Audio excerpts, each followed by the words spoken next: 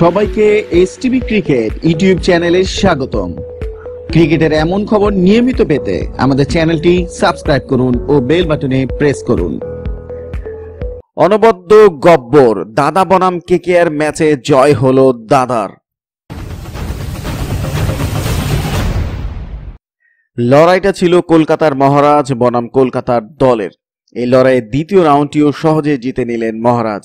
ইডেনে Kolkata night Riders 7 উইকেটে হারিয়ে দিল দিল্লি ক্যাপিটালস। এই মরশুমে দিল্লি ক্যাপিটালসের কাছে দুটি ম্যাচে হারল কলকাতা। ম্যাচ ছিল দিল্লি ক্যাপিটালস বনাম কেকেআর এর, কিন্তু কলকাতাবাসীর নজর ছিল কেকেআর এর ডাক আউটে সৌরভ গাঙ্গোপাধ্যায়ের দিকে। অঘোষিতভাবে এই লড়াই যেন হয়ে উঠেছিল কেকেআর বনাম সৌরভের, আর এই লড়াইয়ে ফের বাজিমাত করলেন দাদা। এর আগে অ্যাওয়ে ম্যাচেও দিল্লির কাছে হেরেছিল নাইটরা। তবে ইডেনে 2012 সালের পর আর দিল্লির বিরুদ্ধে হারের মুখ দেখতে হয়নি কার্তিক ব্রিগেডকে, কিন্তু এবার সেটাই হলো।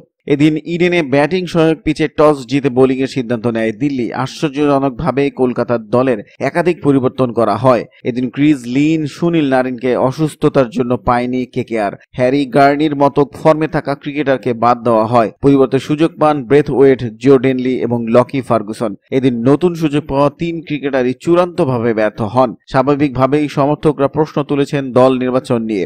প্রথমে ব্যাট করতে নেমে শুরুটা বিশ্রী করে কেকেআর। আইপিএলে অভিষেক করা জো ডেনলি আউট হয়ে যান প্রথম বলেই। এরপর অবশ্য ঘুরে দাঁড়ান শুভমন গিল এবং উথাপ্পা।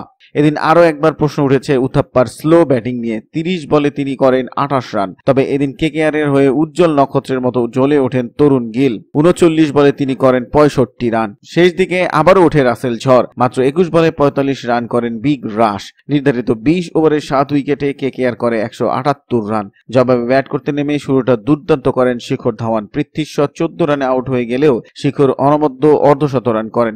ঋষভ পন্তের সঙ্গে জুটি বেঁধে দিল্লিকে জয়ের দোরগোড়ায় পৌঁছে দেন টিম ইন্ডিয়ার গব্বর। ঋষভ আউট হলেও শেষ পর্যন্ত লড়াই চালিয়ে যান শিখর। তার 97 রানের ইনিংসে ভর করেই জয়ের লক্ষ্যে পৌঁছে যায় দিল্লি।